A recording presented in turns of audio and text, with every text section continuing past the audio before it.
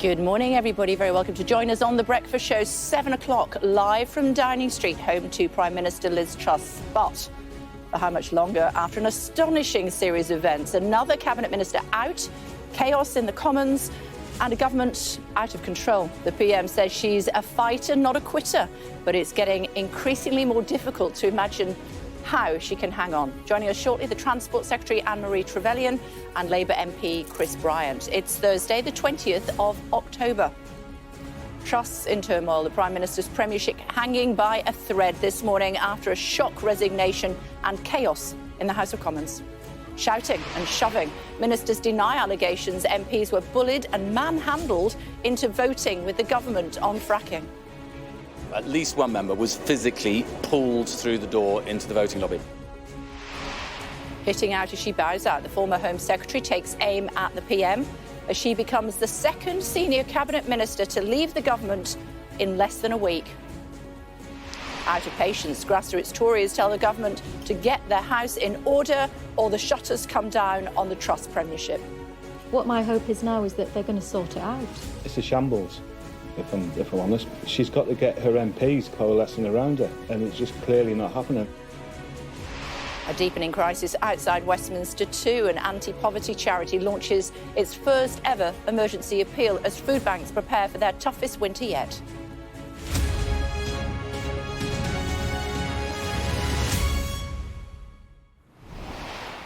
Morning, everyone. Hanging on, but for how long? Liz Truss's government appears to be on the brink of collapse after another tumultuous 24 hours. Her Home Secretary quit. There were angry scenes during a Labour challenge on fracking and confusion over whether the Chief and Deputy Chief Whip had quit. Suella Braverman accused the government of breaking key pledges as she became the second cabinet minister to leave inside a week, apparently for sending secure information on a private email. She delivered a parting shot to the PM in her resignation letter. More chaos followed, with claims some MPs had been physically manhandled and bullied into voting with the government to oppose a ban on fracking. Downing Street says the vote was treated as a confidence motion, and those who failed to vote with the government without an excuse will be disciplined. Our chief political correspondent, John Craig, has more on a bruising day here at Westminster. Suella Braverman is out after breaking the ministerial code. But amid reports of a shouting match with Liz Truss, she left accusing the PM of breaking manifesto pledges. After what had been a tumultuous day in Westminster. Can the Prime Minister survive all this chaos, Mr Shapps? This man, Grant Shapps, is now in charge at the Home Office. Look, obviously it's been turbulent time for the government, but I think the most important thing is to make sure that people in this country know that they've got security. And that's why it's a great honour to be appointed as Home Secretary. Turbulent indeed. A night of chaos not only saw the PM lose her Home Secretary and put in someone who 2 weeks ago said she had 10 days to save her premiership, but her authority was further shot after a key vote in Parliament ended in fury. This was the scene in the No lobby, where Tory MPs were voting against a Labour motion to ban fracking. There was a group, including several cabinet ministers, who were basically shouting at them, and at least one member was physically pulled through the door into the voting lobby. Those allegations were denied by cabinet ministers. The ayes to the right, 230, the noes to the left, 326, so the noes have it, the noes have it. The government won the vote, but lost control. Point of order, Tangham Debonair. Thank you, Madam Deputy Speaker. I wish to, on a point of order, there are rumours, very strong rumours, that the government chief whip has apparently resigned. I wonder if it's possible to get some clarity. Hours went by while reports swirled that Chief Whip Wendy Morton, a loyal Truss ally, and her deputy had resigned. I'm not entirely clear on what the situation is with the Chief Whip. There has been an element of confusion. It took Number 10 3 hours to confirm the pair remained in post. With critics claiming it's not if the Prime Minister goes, but when, the government gives the impression of living hour by hour. But MPs are asking how many more does Liz Truss have left? John Craig, Sky News, Westminster. Joined now by the Transport Secretary, Anne-Marie Trevelyan. Ms Trevelyan, thank you for joining us on the programme this morning. Did the Chief Whip resign last night? So you've just answered your own question there. You have reassured everyone that Wendy Morton and indeed Craig Whittaker, her deputy, are still in post, which is good news. They are that wasn't my question. Important members of the government. Didn't ask you that. Did she resign last night? Not that I'm aware of, no. So she didn't resign at any stage and then was convinced to be back in post? So I wasn't there. I voted early in the lobbies and then had important security issues to deal with at the Department of Transport. So I didn't follow the machinations in detail. I'm afraid I was busy doing my job. But as it's clear, they are both in post, and that's good news. Is it appropriate that MPs are manhandled? As I say, I wasn't there, but I have seen Not the point. The photographs that Mr Trevelyan, it's going to be much easier if you answer the question. If you'll let me answer the question, Kay, I will. I don't think it's ever acceptable for any party, and we have seen this happen before, where whips perhaps over-egg their encouragement to get people to vote in the appropriate way. That is never right. The one thing that our Parliament is so revered around the world for is that we allow each of us to vote with our conscience and indeed with our government on important matters. Yesterday was an opposition day debate and we won that debate, and the opposition day vote lost their vote. OK, do you condemn whoever manhandled people through the lobby yesterday? So I have no doubt that Mr Speaker will look into these issues, and it is for him to make the final determination. I haven't seen any footage beyond Chris Bryant's photograph, but it is never acceptable for people to be manhandled or bullied into voting. Do you condemn whoever did it? Well, as I say, I will leave it to Mr Speaker to I'm asking you, Mr Trevelyan. Well, as I've just said, it's never acceptable for anyone to be manhandled. We should be able to vote absolutely as we see fit on behalf of our constituents, and they are the ones who hold us to account. Was it a vote of confidence in the Prime Minister? No, yesterday was an opposition day debate, and the Labour Party were trying to use a parliamentary tool to try and hijack the order paper. That is never acceptable. So what it was a very important vote to ensure that the government did not allow Labour to do that. It's a tactic that has been used in the past, and previous governments have also always made sure that those votes are not won by the opposition. What's going to happen to those MPs who didn't vote with the government? So I haven't spoken to the Chief Whip this morning. I thought I might let her sleep in. The situation is always very clear. The parliamentary managers will discuss with colleagues who didn't vote with the three-line whip why that was. Sometimes there are very specific constituency reasons or indeed health reasons, and I know that the appropriate discussions will go on, as they always do in these situations, and if there is a sense that some were doing so for not reasonable reasons, the appropriate discipline will be enacted. But I would imagine most have very strong constituency reasons if they were unable to vote with the government. Apparently the Chief Whip didn't vote. So, as I say, I haven't seen the lists. It's quite often the case that the whips themselves don't vote on both sides. That's quite common. OK. Prime Minister didn't originally vote, but then we were told that she did vote. And we were told by Downing Street, in fact, Tamara was told by Downing Street at 1:30 this morning, when you finally got your ducks in a row, that it was a confidence vote and the MPs that didn't vote with the government will be disciplined. Does that mean they'll lose the whip? Well, as I say, that will be a decision that the business managers make, no doubt, today, as they speak to those, as is completely normal, when colleagues don't vote with the government direction. Those discussions are had, reasons are discussed as to why that was the case, and discipline, or indeed not, delivered accordingly. And we will let the Whip's office and ministers do that in due course. Why did Suella Braverman get sacked?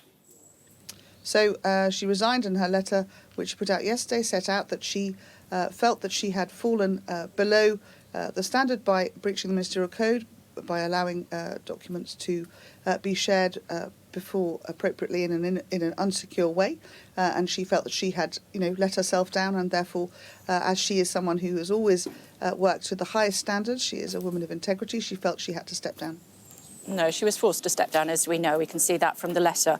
The Prime Minister, if she'd wanted her to stay, she would have stayed, or perhaps it was Jeremy Hunt who wanted her to go, and then somebody who supports Rishi Sunak can be put in her post. So government needs to get on. Suella resigned and Grant Shapps was appointed. He is a man with very broad experience in many government posts. In fact, he was my predecessor in transport, a man who understands the complexity and the seriousness of security issues, and I know that he will do an excellent job in picking up and managing those important issues that the Home Office has to look after. He's also a man who said earlier on in the week that the Prime Minister, for her to be able to remain in post, it would be like threading a needle in the dark. Well, he wasn't a member of the government when he was speaking of the week. Now he is, and I have no doubt, because I know Grant very well, that he will be an incredibly hard-working member of the Cabinet, and I shall look forward to working with him. Yeah, but he doesn't think she can survive as Prime Minister. He's a Trojan horse. He is now the Home Secretary, which is an incredibly difficult job, and he will, I know, get right stuck into it today and make sure that all those issues that we need to work on together to protect our citizens, to work on those issues on the short straits, the wider questions that we do in security are ones that he is absolutely focused on. We have some really important and difficult issues that we are all dealing with, and what we need to crack on with is making sure that we do that, and Grant will be a great addition to the team. OK, so just to clarify for me, what was it that first attracted the Prime Minister to the rebel-supporting, Rishi-supporting backbencher? Sorry, I didn't sorry, you went crackly on me. Sorry, Kay. OK, I was just asking what first attracted the Prime Minister to a rebel who had been rallying the troops against the Prime Minister, who's also a Rishi supporter. Why on earth would she put him in one of the great positions of office? So I would imagine, I haven't had a chance to remember, that what she wanted was someone with experience who would be able to come in and manage the incredibly difficult issues that the Home Office has to deal with every single day. It's a 24/7 job, that one. And Grant has, as I say, enormous government experience. He obviously was Transport Secretary before I was, and she will know that he can, at very short notice, pick up the reins and manage the many complex issues that there are there, including, of course, dealing with the short straits, an issue that I'm going to be working closely with on those maritime security questions. Steve Baker, who is an influential backbencher, as you know, but just for the benefit of our viewers, went on TV yesterday speaking to one of my colleagues, saying that he'd been told by Downing Street to say that Suella Braverman would be back in post by January. So I'm afraid I didn't see that, and I'm not part of that. What I can see and know is the case is that Grant is Home Secretary, and that we all in government, in the Prime Minister's Cabinet, are focused absolutely on supporting Jeremy Hunt to stabilise the finances so that we can get on with delivering the services that are so important to our constituents, making sure that having determined to fund the energy price guarantee, not only for our constituents in homes, but also for all our businesses, so that we didn't see a catastrophic failure of our SMEs in particular, that we make sure that we demonstrate to the city how we're funding that and continue to deliver those frontline services that are so important to our constituents. People up and down the country, as you've just been saying there, are struggling to feed their kids. And we've got, politicians who are pushing and shoving each other. Somebody who has been criticising the Prime Minister only a few days ago is now in one of the most important offices of state. 2 senior cabinet ministers have been sacked in less than a week. It's embarrassing. So politics is about looking forwards and delivering, and that's what we need to do. There are many very difficult situations ahead. Obviously, we have the support that we continue to give to our Ukrainian friends as the ongoing Russian invasion and those battles come into the winter months, and that's why the Defence Secretary has been in Washington working with our US allies to support that. We have to make sure we can deliver this energy price guarantee so that you and I, and indeed everyone more importantly, who are vulnerable and who are managing tight budgets, know that this government is working alongside them. I was pleased to hear the triple lock for our pensioners confirmed yesterday on the levels of inflation. These are really important matters, and what we have to do is work together, and government is absolutely focused on delivering for our people. I am, of course, today, bringing in minimum service levels legislation, which will ensure that even if there are strikes, there cannot be an ability to bring down completely our transport networks. This is really important to support those, exactly as you say, those hardworking people who need to get to work, nurses getting to a shift, children getting to school, business people getting to their business meetings. These are situations that we cannot allow our transport systems to grind to a halt. So we're bringing this in so that we have a fair focus on those who use the services that we provide to make sure that they can always keep moving. These are really important government activities which will keep us keeping the country moving and growing. OK. Ms Trevelyan, I know you to be a woman of honour. Are you not embarrassed a little bit this morning about what went on yesterday? As I say, I wasn't in the lobbies, but I am shocked to hear the descriptions of what went on. As I say, we are well respected across the world as a parliament where democracy and freedom is at the heart of what we do. And I hope that Mr. Speaker will be investigating closely, as I'm sure he will, to ensure that these scenes and indeed the situations do not happen again. What I want to make sure we do also is deliver for our constituents. That's what's so important. We need to grow our economy. We need to ensure that we can deliver the incredibly important public services, that we can draw inward investment so that business can grow, because it is with growth, the Prime Minister is absolutely right, with growth that we can do more for our constituents, for our fantastic public services. OK. I'm going on holiday for a fortnight tomorrow. Will Liz Truss still be Prime Minister when I get back? I believe you'll find she will be, yes, Kate. Let's see, let's see. It's good to talk to you. Thank you very much indeed. Nice to see you. And you. Tomorrow. Morning, Kay. Morning. Well, there you go. She'll still be there Short straw this morning. 2 weeks' time, says a member of the Cabinet. Honestly, plenty of people at the top of government wonder whether that can indeed be the case, given the total chaos we saw in the Commons last night.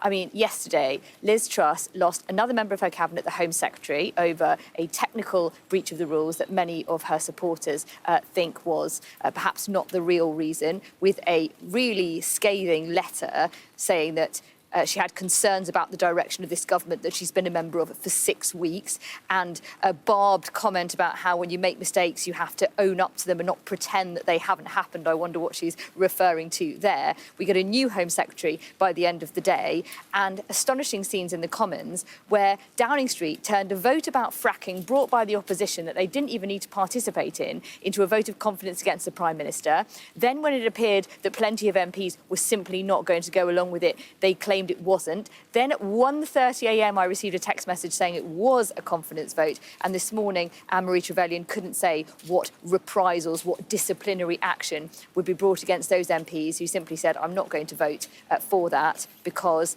I just don't believe in it, and I don't think the government should be trying to railroad people into doing it. How embarrassing is it for these poor politicians, you know, who have to go out, do the morning rounds, and oh, I didn't see it, I didn't see it, I don't know, I didn't see it. I mean, and what does this all mean to people at home? It is embarrassing for members of the Cabinet who privately know that this is a total mess and the government has lost control of events. But also, there's really big, important things happening, whether it's the cost of living, which we now know inflation is at a 40-year high and food prices are soaring. Hugely important events like a report yesterday into maternity services, which the Health Secretary didn't find time to comment on until about half an hour ago. The government seem to be not in control of what's going on, and when you get to that situation, that is when people really know that the Prime Minister can't continue for that much longer.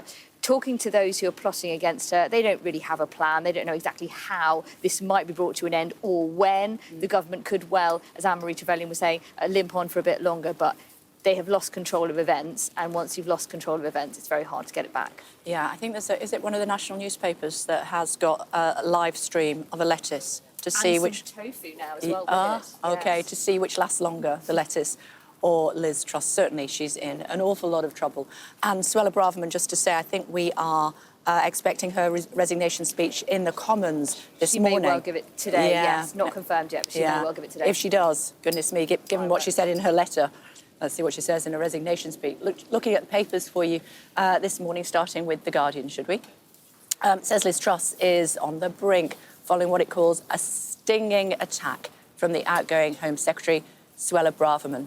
The Express, which has shown more loyalty to Liz Truss than any paper, describes yesterday's events as beyond belief. The Financial Times says Braverman's departure has plunged the government into chaos.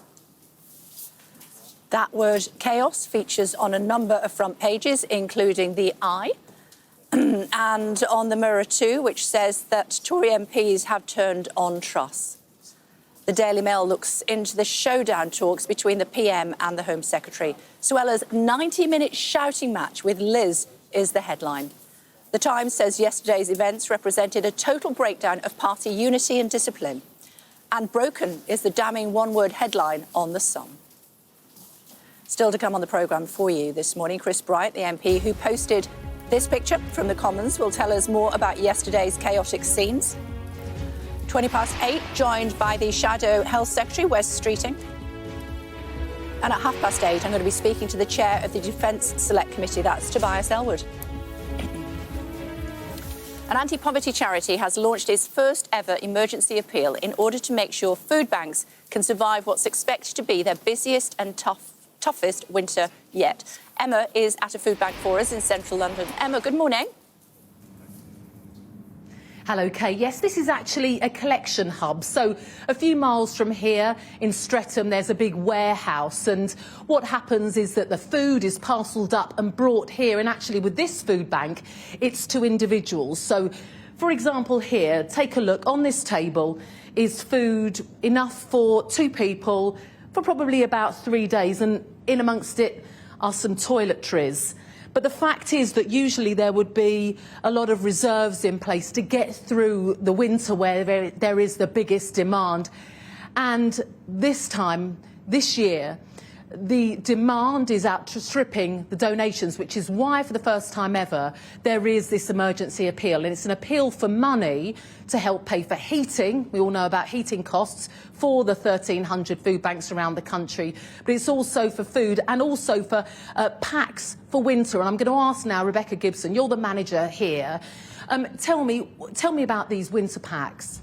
Yeah, so we're making sure that we provide for people this winter blankets, hot water bottles, and also packs of food that people don't have to cook or to heat, so they don't have to use any electric in order to eat the food we provide. So we're talking about people who can't afford the food, they can't afford to put the heating on, they can't even afford to cook the food that you give them. Yeah, that's right. Yeah, we're seeing people in sort of worsening and worsening situations of crisis where they can't afford to heat the food or to buy the food in the first place. What has the demand been like so far this year?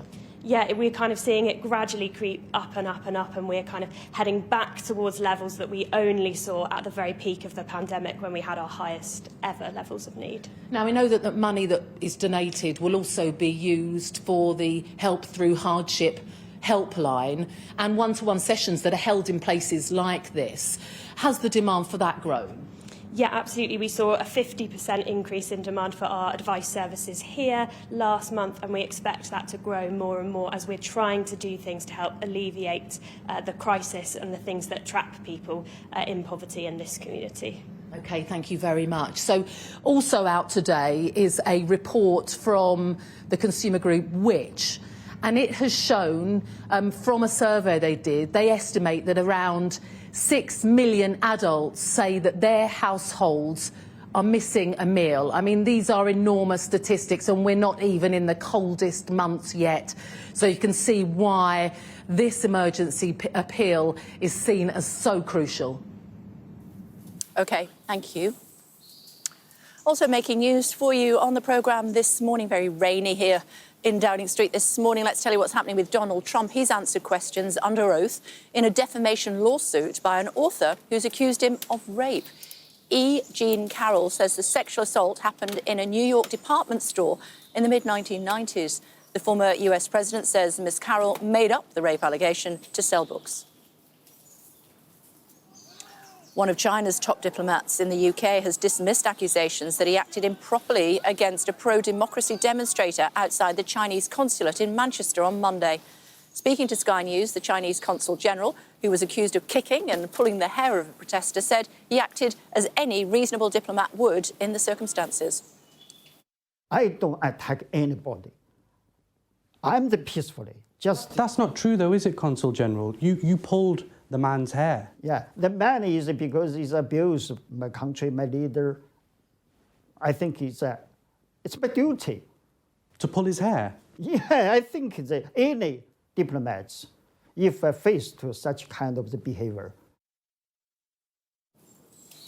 Ofcom says small video sharing websites based in the UK aren't doing enough to prevent children from accessing pornography. In a report, the regulator said young people can easily access content by clicking that they're over 18. The US has announced criminal charges and sanctions over a scheme to help Russia's war effort in Ukraine.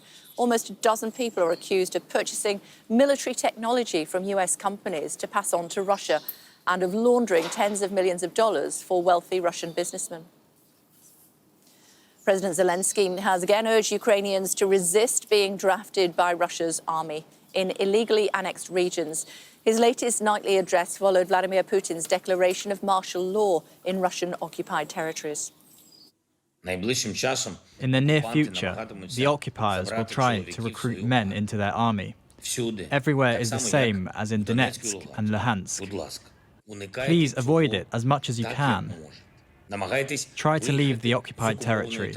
If you cannot do this and find yourself in Russian military structures, at the first opportunity, try to lay down your arms and come to Ukrainian positions.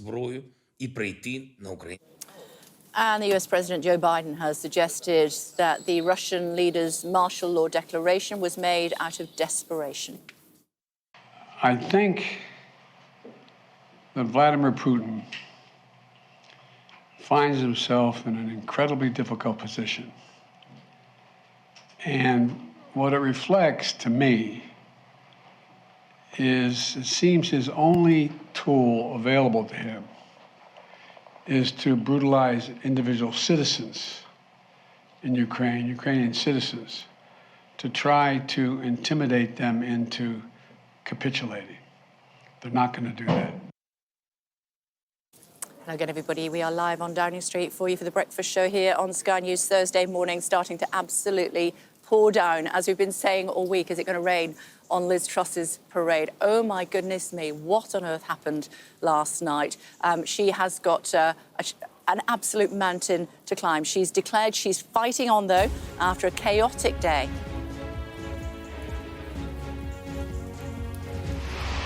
And Liz Truss lost another senior cabinet minister. Suella Braverman quit as Home Secretary with a parting shot at what she called a tumultuous premiership. Uproar in the Commons, where senior ministers were accused of forcing Conservative MPs to support the government in a contentious vote on fracking. Well, earlier I spoke to the Transport Secretary, Anne-Marie Trevelyan, and asked her if she was embarrassed about yesterday's events. As I say, I wasn't in the lobbies, but I am shocked to hear the descriptions of what went on. As I say, we are well respected across the world as a parliament where democracy and freedom is at the heart of what we do. And I hope that Mr. Speaker will be investigating closely, as I'm sure he will, to ensure that these scenes and indeed the situations do not happen again. What I want to make sure we do also is deliver for our constituents. That's what's so important. We need to grow our economy.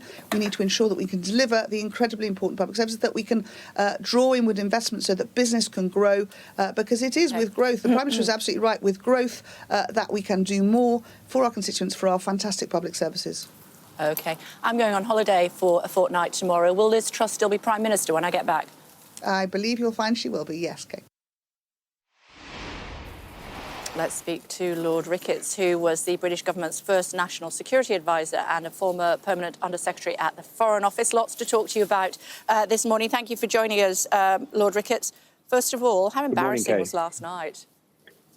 Well, I would say it was a shaming experience. I mean, I look at it from what Britain projects to the world, and to see the government in a shambles, the mother of parliaments in that chaos. What an awful spectacle that sends to the world. I mean, we have a government that's in office but not really in power anymore. You can feel authority draining away from them. That's bad for this country. It's bad for Britain in the world. Who should accept responsibility for what happened yesterday? Well, there's one person at the top of the government whose responsibility it is to manage the business of the government in Parliament, as well as towards the country, and that's the Prime Minister. The buck stops with the Prime Minister, and she has to be held responsible for those scenes. And what sort of responsibility might that take? What might that look like, do you think? Well, luckily, I'm not a politician, and I'm not in the Conservative Party, but it's down to Conservative MPs now to work out. A British Prime Minister with a strong majority in the House of Commons has enormous power.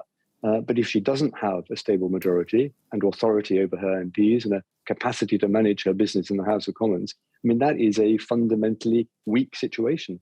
And we have a dangerous world out there, and people want Britain to be an active player in combating Russia and Ukraine, on China and so on. At the moment, we don't have a Prime Minister with any authority internationally or domestically. How much of a problem, I know you're not a politician, but you have been within the heart of government previously. How much of a problem is it when a politician who had high office is sacked, which is what happened? You know, we've seen resignation letters. We know when politicians have resigned and when they've been forced to resign, then finds themselves on the back benches. I remember when Mrs Thatcher did that to one of her senior cabinet members, and the resignation speech afterwards basically did for her. Yes, I think you may be thinking of Geoffrey Howe. I am. And certainly it was a pretty devastating speech, yes. Well, when a Prime Minister forces out a senior member of the government, whether it's a former Chancellor or former Home Secretary, that creates someone with a grievance against the Prime Minister. They may decide to settle down and be loyal backbenchers, or they may not. In the case of Suella Braverman, the oddity really is that this was not a very major misdemeanor. Sending an early draft of a ministerial statement to Parliament was not a security breach. If you like, it was a parking ticket offence rather than a dangerous driving charge. And yet she was forced out and then unleashed that tirade of anger against the Prime Minister. So it looks to me like the Prime Minister has created another focus of dissent on the backbenches. So it wasn't really what she did. It was because somebody in one of these two offices behind me wanted her out. Yeah, I mean, that's what it looks like. It looks to me more like a pretext, either for the Prime Minister to push her out or for her to jump before she was pushed, I don't know which, rather than the root cause. And Kay, what I'm thinking of this morning is thank goodness for our wonderful professional civil service, because as the wheels come off the government, we have a civil service which is keeping the country going day by day, men and women working extremely hard. They can do the day by day running the country. They can't make plans and policies for the future, and that's what we need. I did want to ask you about the civil service as well, because it is something that you know an awful lot about. What's it like for them day to day at the moment when they don't know who is going to be the head of the ministry? They don't even know whether we're going to have the same Prime Minister by the end of the day. Well, it's incredibly difficult, of course, because civil servants need prime ministers and ministers to set the direction, to take the policy decisions, which they can then implement.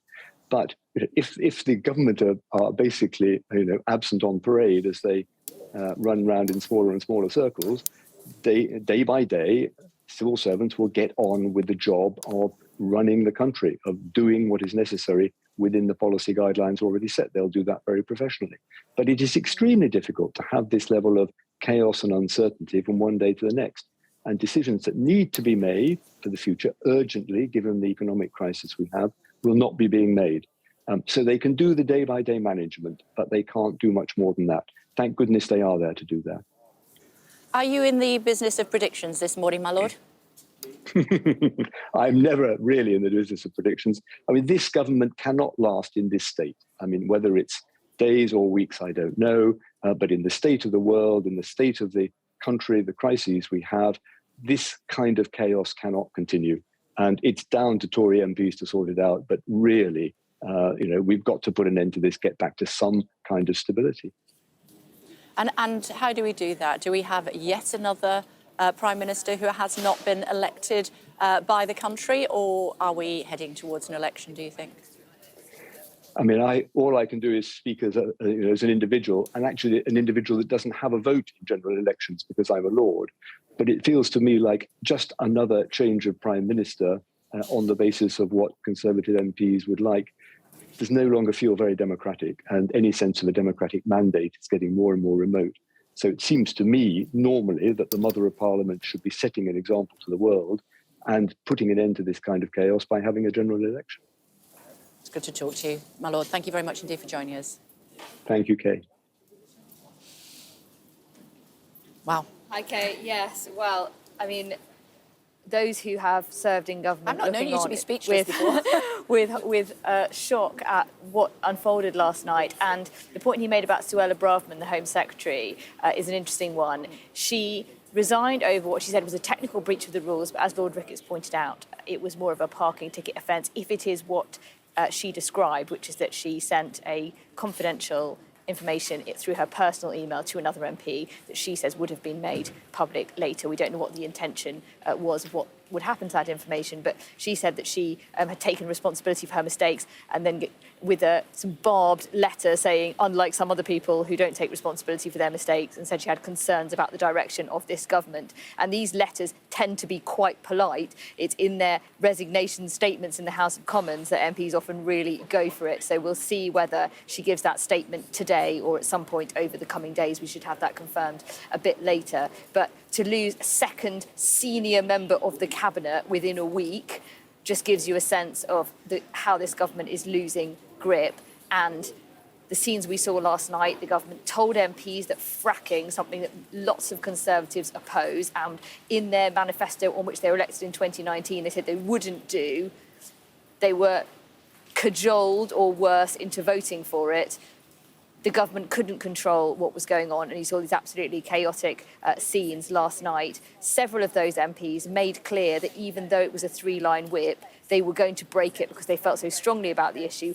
Others said they will be voting for it, not because they wanted fracking, but simply to retain their ability as a Conservative MP to send in their letter to oust the Prime Minister. Yep. So this is where we are. The feeling among senior members of the government is this cannot go on for that much longer, but no one is very clear on how this all might be brought to an end. Yeah, a senior minister told me last night that actually the document had been sent to a journalist rather than to a colleague. Now, if that was to be the case, that is leaking government information, and that would be a sackable offence. Well, the story we were told yesterday is that she sent it to another MP, John. It had sent to another MP, John Hayes, and had accidentally sent it to another staffer in Parliament, who then reported it to the Chief Whip. So it was certainly sent from her personal email to other people in Parliament, but.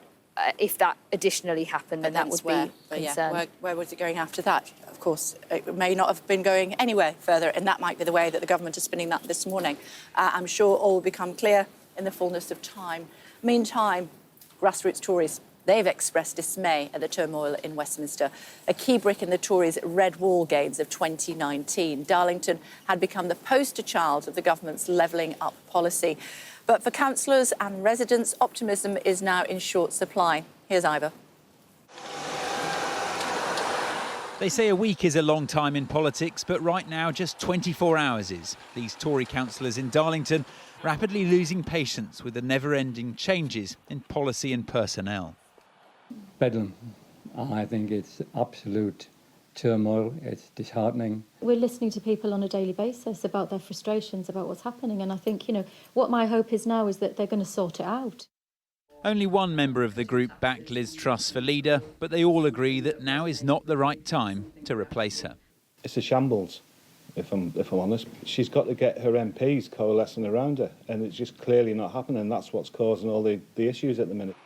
But what is a political crisis for the Conservatives is a cost of living crisis for the country, as inflation continues to soar.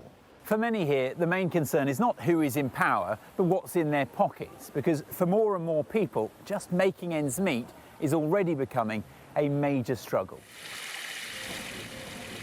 £3.79, please. At Darlington's indoor market, there's 150 years of history, but shoppers are concerned only about the future.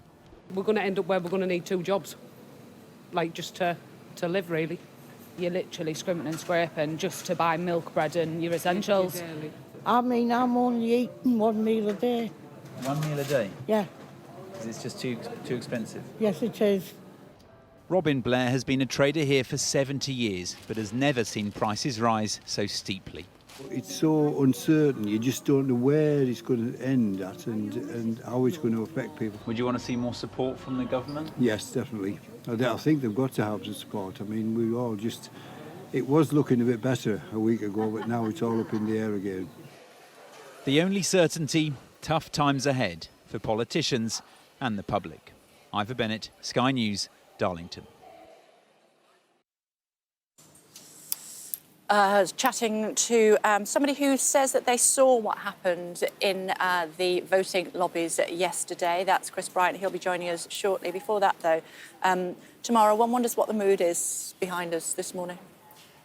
I think it's a sign of the chaos going on in there that at 1:30 in the morning, someone in Downing Street was messaging journalists, including myself, to say, just to confirm, it was a confidence vote. The Chief Whip and the Deputy Chief Whip are still in place, and MPs who didn't vote with the government last night are going to be disciplined.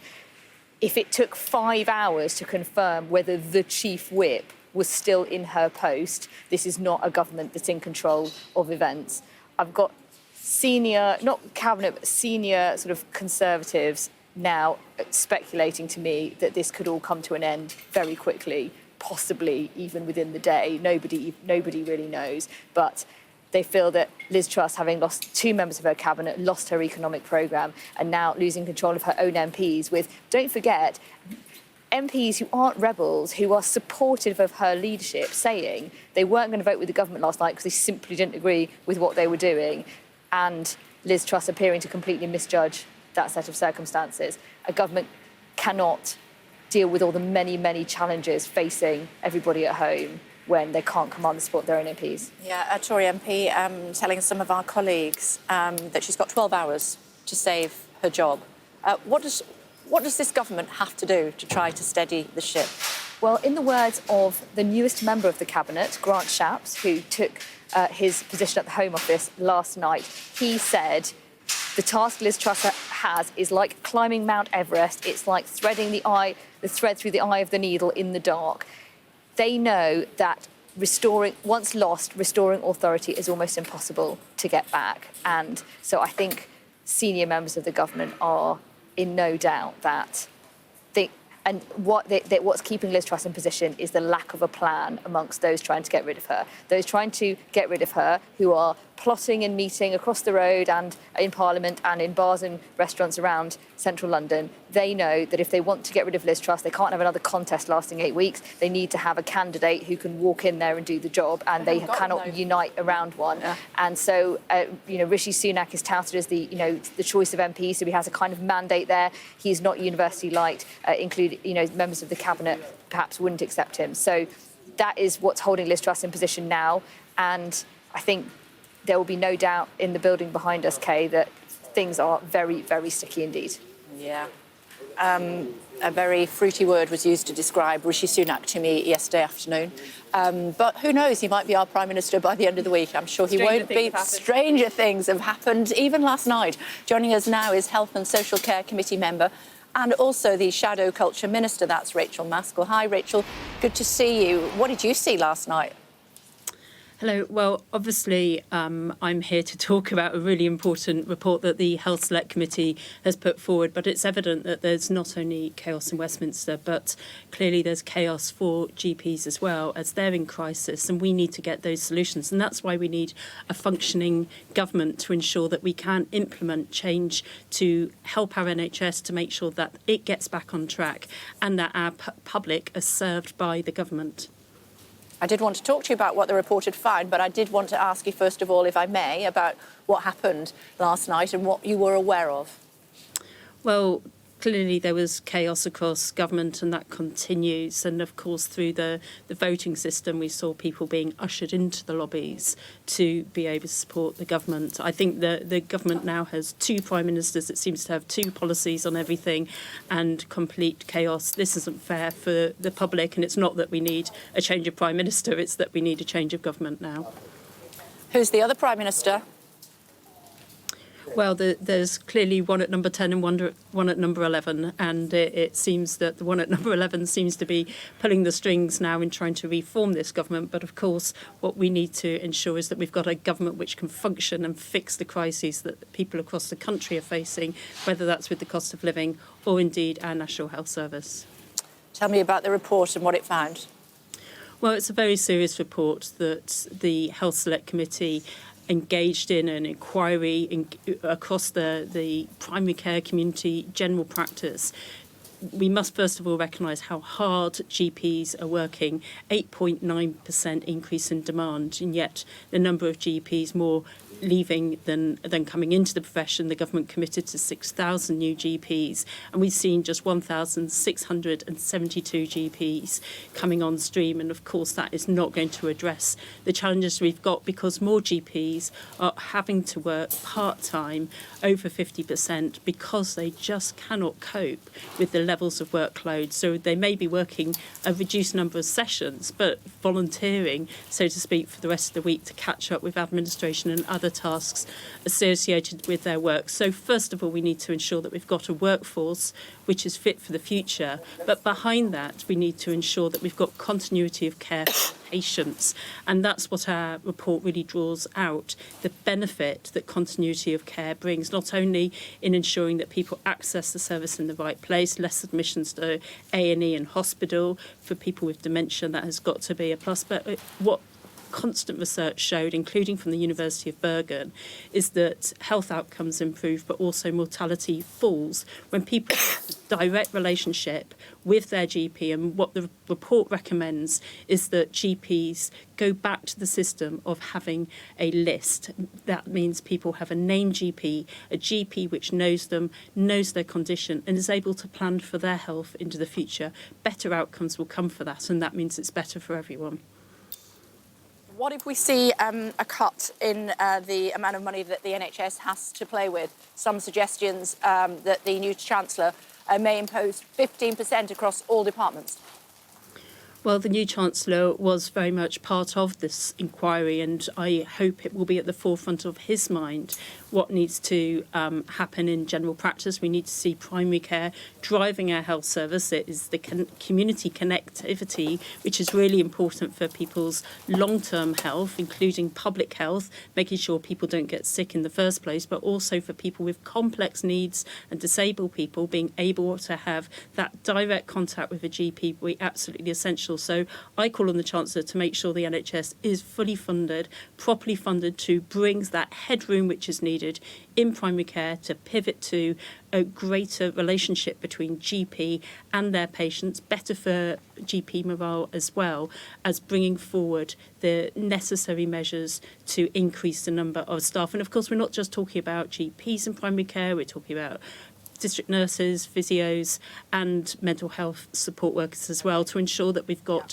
the full complement of healthcare professionals to support the public. Yeah. Rachel, I think you made the right decision being in the studio today. It's absolutely bucketing down here. Thanks very much indeed for the update on the report. Much appreciated. Thank you. Thanks a lot. A couple of days ago, I was stood just here chatting to this lady, Katie Ball. She's back with us again. 24 hours is a long time in politics. 48 hours. Look, what's happened? Yeah, I think Liz Truss is discovering when it rains, it pours, as are we. But ultimately, her situation has got worse. What's interesting was it wasn't Prime Minister's questions that did it.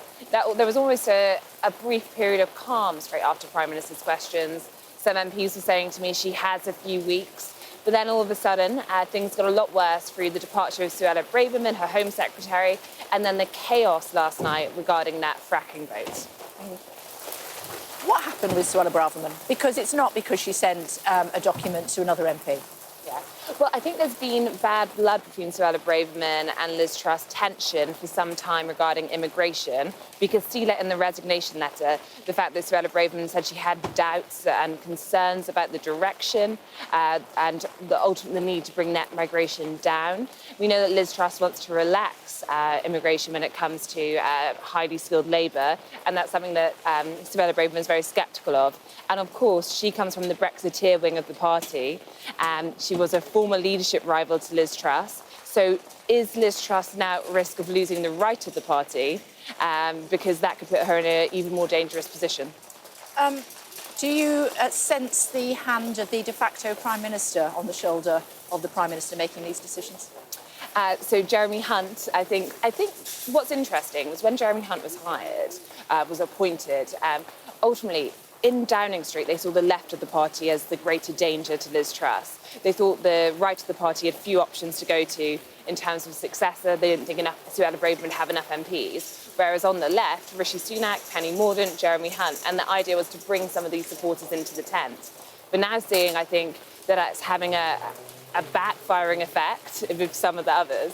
And clearly Jeremy Hunt is in a really powerful position. We know that, we hear that he wants to bring a wider range of talent into the cabinet. Now, I don't know if this was exactly the way to do it, which is losing your second great stay of office since Friday.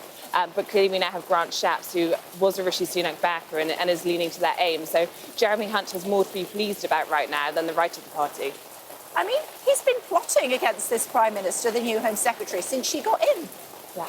Well, this is it. Grant Shapps, as you say, he likes to tell everyone about his spreadsheets, his list of MPs and how they feel, often not feeling very positive towards Liz Truss.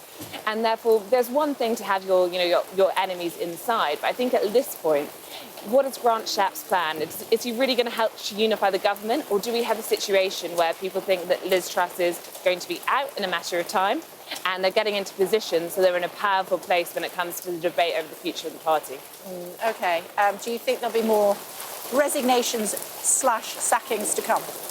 I don't think you can rule it out. I think that it's interesting, for example, that Steve Baker, close ally of Suella Braverman, European research group Brexiteer, last night was still saying Liz Truss deserves more time. Now, there's lots of ministers who don't think that, but she still has a little bit of support, and I think today's going to be very difficult for her. It could be an event that just escalates. If there are more cabinet resignations, I think it gets really difficult, because that's what pushed it for Boris Johnson. So for Liz Truss to last the week, she needs her cabinet to stay solid. How much danger is she in today? I think she's in the greatest danger she's been in yet.